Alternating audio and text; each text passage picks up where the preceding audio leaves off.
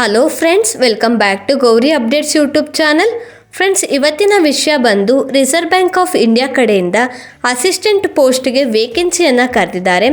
ಯಾರೆಲ್ಲ ಡಿಗ್ರಿ ಮುಗಿಸ್ಕೊಂಡು bank ಜಾಬ್ಗೆ weight ಮಾಡ್ತಿರ್ತೀರಲ್ಲ ಅವ್ರಿಗೆಲ್ಲ ಗುಡ್ ನ್ಯೂಸ್ ಅಂತ ಹೇಳ್ಬೋದು. ಸೊ ಇಲ್ಲಿ ಡಿಗ್ರಿ ಪಾಸ್ ಮಾಡಿಕೊಂಡು 50% ಮೇಲ್ ಬಂದಿರೋ ಪ್ರತಿಯೊಬ್ಬರು ಕೂಡ ನೀವು ಇಲ್ಲಿ ಆನ್ಲೈನ್ ಮುಖಾಂತರ ಅರ್ಜಿನ ಸಲ್ಲಿಸ್ಬೋದಾಗಿರುತ್ತೆ. ಜೊತೆಗೆ ಇಲ್ಲಿ ಯಾವುದೇ ರೀತಿ ಎಕ್ಸ್ಪೀರಿಯೆನ್ಸ್ ಸಹ ಕೇಳಿಲ್ಲ. ಫ್ರೆಷರ್ಸ್ ಅವರು ಕೂಡ ನೀವಿಲ್ಲಿ ಅಪ್ಲೈನ ಮಾಡ್ಬೋದಾಗಿರುತ್ತೆ. ಬನ್ನಿ, ಅಪ್ಲೈ ಮಾಡೋದಕ್ಕೆ ಏನೇನೆಲ್ಲ ಎಲಿಜಿಬಿಲಿಟಿ ಇರಬೇಕು, ಹಾಗೆ ಎಷ್ಟು ಪೋಸ್ಟ್ಗೆ ವೇಕೆನ್ಸಿಯನ್ನು ಕರೆದಿದ್ದಾರೆ, ಹಾಗೆ ಏಜ್ ಲಿಮಿಟ್ ಎಲ್ಲ ಏನು ಹೇಳಿದ್ದಾರೆ, ಜೊತೆಗೆ ಫೀಸ್ ಡೀಟೇಲ್ಸ್ ಏನು ಹೇಳಿದ್ದಾರೆ, ಸೆಲೆಕ್ಷನ್ಸ್ ನಿಮ್ಮನ್ನು ಯಾವ ರೀತಿ ಮಾಡ್ತಾರೆ, ಜೊತೆಗೆ ಇಲ್ಲಿ ಇಂಪಾರ್ಟೆಂಟ್ ಡೇಟ್ ಎಲ್ಲನೂ ಕೂಡ ಏನು ಹೇಳಿದ್ದಾರೆ, ಏಜ್ ರಿಲ್ಯಾಕ್ಸೇಷನ್ಸ್ ಬಗ್ಗೆ, ಜೊತೆಗೆ ಇಲ್ಲಿ ಇಂಪಾರ್ಟೆಂಟ್ ಡೇಟ್ ಎಲ್ಲನೂ ಕೂಡ ಈ ವಿಡಿಯೋ ಮುಖಾಂತರ ನಿಮಗೆ ತಿಳಿಸ್ಕೊಡ್ತೀನಿ. ಅದಕ್ಕಿಂತ ಮುಂಚೆ ಇನ್ನೂ ಯಾರಾದರೂ ನಮ್ಮ ಚಾನಲ್ನ ಹೊಸದಾಗಿ ನೋಡ್ತಾ ಇದ್ದರೆ ಪ್ಲೀಸ್ ಸಬ್ಸ್ಕ್ರೈಬ್ ಮಾಡ್ಕೊಂಡು ನೋಡಿ. ಹಾಗೆಯೇ ಯಾರೆಲ್ಲ ಬ್ಯಾಂಕ್ ಜಾಬ್ಗೆ ವೆಯ್ಟ್ ಮಾಡ್ತಿರ್ತಾರೆ ನೋಡಿ, ಅವ್ರಿಗೆ ಈ ವಿಡಿಯೋನ ಶೇರ್ ಮಾಡಿ ಅಂತ ಕೇಳ್ಕೊತ ಈ ವಿಡಿಯೋನ ಸ್ಟಾರ್ಟ್ ಮಾಡೋಣ. ಆರ್ಗನೈಸೇಷನ್ ನೇಮ್ ನೋಡೋದಾದರೆ ರಿಸರ್ವ್ ಬ್ಯಾಂಕ್ ಆಫ್ ಇಂಡಿಯಾ ಕಡೆಯಿಂದ ವೇಕೆನ್ಸಿಯನ್ನು ಕರೆದಿದ್ದಾರೆ. ನಂಬರ್ ಆಫ್ ದ ಪೋಸ್ಟ್ ಬಂದು 650 ಪೋಸ್ಟ್ಗೆ ವೇಕೆನ್ಸಿಯನ್ನು ಕರೆದಿರೋದು. ಜಾಬ್ ಲೊಕೇಶನ್ ಬಂದು ಆಲ್ ಓವರ್ ಇಂಡಿಯಾ ಇರುತ್ತೆ. ಪೋಸ್ಟ್ ನೇಮ್ ನೋಡೋದಾದರೆ ಅಸಿಸ್ಟೆಂಟ್ಗೆ ವೇಕೆನ್ಸಿಯನ್ನು ಕರೆದಿದ್ದಾರೆ. ಇನ್ನು ಸ್ಯಾಲ್ರಿ ಡೀಟೇಲ್ಸ್ ನೋಡೋದಾದರೆ 29,000ದಿಂದ 78,640 ರೂಪಾಯಿ ಗಂಟ ಪ್ರತಿ ತಿಂಗಳು ಸ್ಯಾಲ್ರಿ ಸಹ ಹೇಳಿದ್ದಾರೆ. ರಿಸರ್ವ್ ಬ್ಯಾಂಕ್ ಆಫ್ ಇಂಡಿಯಾದಲ್ಲಿ ಬಂದು ಇಲ್ಲಿ ಎಜುಕೇಷನ್ ಎಲಿಜಿಬಿಲಿಟಿ ಏನಾಗಿರಬೇಕು ಅಂತ ನೋಡೋಣ. ಸೊ ಇಲ್ಲಿ ನೀವು ಯಾವುದೇ ಡಿಗ್ರಿ ಕಂಪ್ಲೀಟ್ ಮಾಡ್ಕೊಂಡವ್ರು ಎಲ್ಲರೂ ಕೂಡ ನೀವು ಇಲ್ಲಿ ಅಪ್ಲೈನ ಮಾಡ್ಬೋದು. ಸೊ ಇಲ್ಲಿ ಜೊತೆಗೆ ಇಲ್ಲಿ 50%ಗಿಂತ ನೀವು ಜಾಸ್ತಿ ತೊಗೊಂಡಿರೋರು ಅಪ್ಲೈ ಮಾಡ್ಬೋದಾಗಿರುತ್ತೆ. ಸೊ ಬಿಲೋ 50 ನಿಮಗಿಲ್ಲಿ ಅಪ್ಲೈ ಮಾಡೋದಕ್ಕೆ ಆಗೋಲ್ಲ. ಏಜ್ ಲಿಮಿಟ್ನ ನೋಡೋದಾದರೆ ಮಿನಿಮಮ್ 20 ವರ್ಷದಿಂದ ಮ್ಯಾಕ್ಸಿಮಮ್ 28 ವರ್ಷದೊಳಗಡೆ ಇರೋರೆಲ್ಲರೂ ಕೂಡ ನೀವು ಇಲ್ಲಿ ಆನ್ಲೈನ್ ಮುಖಾಂತರ ಅರ್ಜಿಯನ್ನು ಸಲ್ಲಿಸ್ಬೋದಾಗಿರುತ್ತೆ. ಜೊತೆಗೆ ಇಲ್ಲಿ ಏಜ್ ರಿಲ್ಯಾಕ್ಸೇಷನ್ಸು ಕೂಡ ಹೇಳಿದ್ದಾರೆ. OBC ಕ್ಯಾಂಡಿಡೇಟ್ಸ್ಗೆಲ್ಲ 3 ವರ್ಷದ ಗಂಟ ಹೇಳಿದ್ದಾರೆ.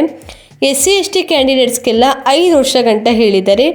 PWD ಕ್ಯಾಂಡಿಡೇಟ್ಸ್ಗೆಲ್ಲ 10 ವರ್ಷದ ಗಂಟ ಹೇಳಿದ್ದಾರೆ.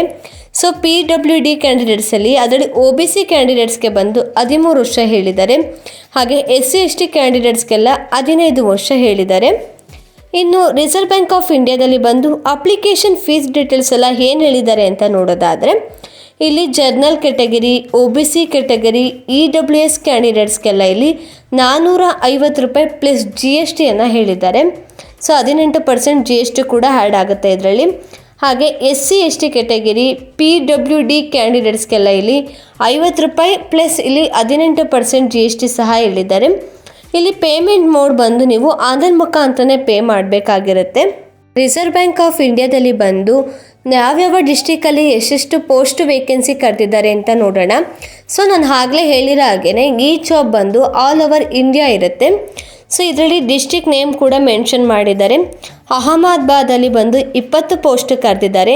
ನಮ್ಮ ಕರ್ನಾಟಕದಲ್ಲಿ ಅದರಲ್ಲೂ ಬೆಂಗಳೂರು ಸರ್ಕಲಲ್ಲಿ ಬಂದು 24 ಪೋಸ್ಟ್ಗೆ ವೇಕೆನ್ಸಿಯನ್ನು ಕರೆದಿದ್ದಾರೆ. ಭೋಪಾಲಲ್ಲಿ 30 ಪೋಸ್ಟು, ಭುವನೇಶ್ವರಲ್ಲಿ 18 ಪೋಸ್ಟು, ಚಂಡೀಗಢಲ್ಲಿ 20 ಪೋಸ್ಟು, ಚೆನ್ನೈಯಲ್ಲಿ 53 ಪೋಸ್ಟು, ಗೌಹಾತಿಲಿ 36 ಪೋಸ್ಟು, ಹೈದರಾಬಾದಲ್ಲಿ 11 ಪೋಸ್ಟು, ಜೈಪುರಲ್ಲಿ 11 ಪೋಸ್ಟು, ಜಮ್ಮುಲಿ ಬಂದು 10 ಪೋಸ್ಟು, ಕಾನ್ಪುರಂ ಲಕ್ನೋದಲ್ಲಿ ಬಂದು 50 ಪೋಸ್ಟು, ಕೋಲ್ಕತ್ತಾದಲ್ಲಿ 29 ಪೋಸ್ಟು, ಮುಂಬೈ ಆ್ಯಂಡ್ ನಾಗ್ಪುರಲ್ಲಿ 232 ಪೋಸ್ಟು, ನ್ಯೂ ಡೆಲ್ಲಿಲಿ ಬಂದು 49 ಪೋಸ್ಟು, ಪಟ್ನಾದಲ್ಲಿ 17 ಪೋಸ್ಟು, ತಿರುವನಂತಪುರಮಲ್ಲಿ 6 ಪೋಸ್ಟು. ಟೋಟಲಾಗಿ ನೋಡೋದಾದರೆ 650 ಪೋಸ್ಟ್ಗೆ ವೇಕೆನ್ಸಿಯನ್ನು ಕರೆದಿದ್ದಾರೆ. ಇನ್ನು ಸೆಲೆಕ್ಷನ್ಸ್ ಯಾವ ರೀತಿ ಮಾಡ್ತಾರೆ ಅಂತ ನೋಡೋದಾದರೆ ಇಲ್ಲಿ ಪ್ರಿಲಿಮಿನರಿ ರೈಟಿಂಗ್ ಎಕ್ಸಾಮ್ ಸಹ ಇರುತ್ತೆ. ಸೊ ಅದಾದ ನಂತರ ಇಲ್ಲಿ ಮೇನ್ ರೈಟಿಂಗ್ ಎಕ್ಸಾಮ್ ಇರುತ್ತೆ. ಹಾಗೆ ಪ್ರೊಫೆಷನ್ಸಿ ಟೆಸ್ಟ್ ಸಹ ಇರುತ್ತೆ. ಅದಾದ ನಂತರ ನಿಮಗೆ ಡಾಕ್ಯುಮೆಂಟ್ ವೆರಿಫಿಕೇಷನ್ಸ್ ಇರುತ್ತೆ. ಸೊ ಅದಾದಮೇಲೆ ನಿಮಗೆ ಇಲ್ಲಿ ಮೆಡಿಕಲ್ ಎಕ್ಸಾಮಿನೇಷನ್ಸ್ ಸಹ ಇರುತ್ತೆ. ಸೊ ಇಲ್ಲಿ ನಿಮಗೆ ಪ್ರೀ ಎಕ್ಸಾಮಿನೇಷನ್ ಟ್ರೈನಿಂಗು ಕೂಡ ಇಟ್ಟಿದ್ದಾರೆ. ಸೊ ಯಾರ್ಯಾರು ಕ್ಯಾಸ್ಟು, SC/ST, OBC ಕ್ಯಾಂಡಿಡೇಟ್ಸು ಹಾಗೆ PWBD ಕ್ಯಾಂಡಿಡೇಟ್ಸ್ಗೆಲ್ಲ ಇಲ್ಲಿ ನಿಮಗೆ ಪ್ರೀ ಎಕ್ಸಾಮಿನೇಷನ್ ಟ್ರೈನಿಂಗು ಕೂಡ ಇರುತ್ತೆ. RBIಯಲ್ಲಿ ಬಂದು ಎಕ್ಸಾಮ್ ಬರೆಯೋದಕ್ಕೆ ಯಾವ್ಯಾವ ಎಕ್ಸಾಮಿನೇಷನ್ ಸೆಂಟರ್ಗಳಿದೆ ಅಂತ ನೋಡೋಣ. ಬೆಳಗಾವಿ, ಬೆಂಗಳೂರು, ಹುಬ್ಬಳ್ಳಿ, ಧಾರವಾಡ, ಕಲಬುರಗಿ, ಮೈಸೂರು, ಶಿವಮೊಗ್ಗ, ಮಂಗಳೂರು ಮತ್ತು ಉಡುಪಿಲಿ ಬಂದು ಎಕ್ಸಾಮ್ ಸೆಂಟರ್ಗಳಿದೆ. ಸೊ ಇದರಲ್ಲಿ ನೀವು ಮಿನಿಮಮ್ 4 ಸೆಂಟರ್ನ ನೀವು ಸೆಲೆಕ್ಟ್ ಮಾಡ್ಕೊಳ್ಳೇಬೇಕಾಗತ್ತೆ. ಇನ್ನು ಅಪ್ಲೈ ಮಾಡೋದಕ್ಕೆ ಏನೇನೆಲ್ಲ ಡಾಕ್ಯುಮೆಂಟ್ಸ್ ಬೇಕಾಗುತ್ತೆ ಅಂತ ನೋಡೋದಾದರೆ, ನಿಮ್ಮದು Gmail I D, mobile number, passport size photo, ನಿಮ್ಮದು ಸಿಗ್ನೇಚರ್, ಎಜುಕೇಷನಲ್ ಡೀಟೇಲ್ಸ್ ಬೇಕಾಗುತ್ತೆ. ಜೊತೆಗೆ ನಿಮ್ಮದು left thumb impression, hand writing declarations, so ಹಾಗೆ ನಿಮ್ಮದು ಲೈವ್ ಫೋಟೋ ಕೂಡ ಬೇಕಾಗುತ್ತೆ. ಇನ್ನು ಅಪ್ಲೈ ಮಾಡೋದಕ್ಕೆ ಅಪ್ಲಿಕೇಶನ್ ಸ್ಟಾರ್ಟಿಂಗ್ ಡೇಟ್ ನೋಡೋದಾದರೆ, ಇಲ್ಲಿ 16 ಫೆಬ್ರವರಿ 2026ನೇ ತಾರೀಕೆ ಅಪ್ಲಿಕೇಶನ್ ಕೂಡ ಆಲ್ರೆಡಿ ಸ್ಟಾರ್ಟ್ ಆಗಿದೆ. ಅಪ್ಲಿಕೇಶನ್ ಲಾಸ್ಟ್ ಡೇಟ್ ಬಂದು 8 ಮಾರ್ಚ್ 2026ನೇ ತಾರೀಕಾಗಿರುತ್ತೆ. ಸೊ ಹಾಗೆ ಇಲ್ಲಿ ಫೀಸ್ನ ಪೇಮೆಂಟ್ ಮಾಡೋ ಲಾಸ್ಟ್ ಡೇಟ್ ಬಂದು ಇಲ್ಲಿ 8 ಮಾರ್ಚ್ 2026ನೇ ತಾರೀಕಿಗೆ ನೀವು ಲಾಸ್ಟ್ ಫೀಸ್ನು ಕೂಡ ಪೇಮೆಂಟ್ ಮಾಡಬೇಕಾಗತ್ತೆ. ಸೊ ಇಲ್ಲಿ ಪ್ರಿಲಿಮಿನರಿ ಎಕ್ಸಾಮಿನೇಷನ್ಸು ಕೂಡ ಇಲ್ಲಿ ಡೇಟು ಕೂಡ ಆಲ್ರೆಡಿ ಹೇಳಿದ್ದಾರೆ.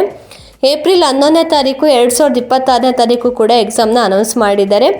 ಇನ್ನು ಮೇನ್ ಎಕ್ಸಾಮ್ ಡೇಟ್ ಬಂದು 7ನೇ ತಾರೀಕು ಜೂನ್ 2026ನೇ ತಾರೀಕಾಗಿರುತ್ತೆ.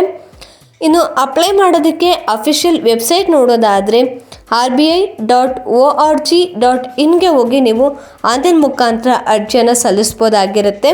ಈ ಮಾಹಿತಿ ನಿಮಗೆ ಇಷ್ಟ ಆದರೆ ಪ್ಲೀಸ್ ಒಂದು ಲೈಕ್ ಮಾಡಿ, ಹಾಗೆ ನಮ್ಮ ಯೂಟ್ಯೂಬ್ ಚಾನಲ್ನು ಕೂಡ ಸಬ್ಸ್ಕ್ರೈಬ್ ಮಾಡ್ಕೊಳ್ಳಿ. ಇನ್ನೊಂದು ಮಾಹಿತಿ ಜೊತೆ ಮುಂದಿನ ವಿಡಿಯೋದಲ್ಲಿ ಸಿಗೋಣ.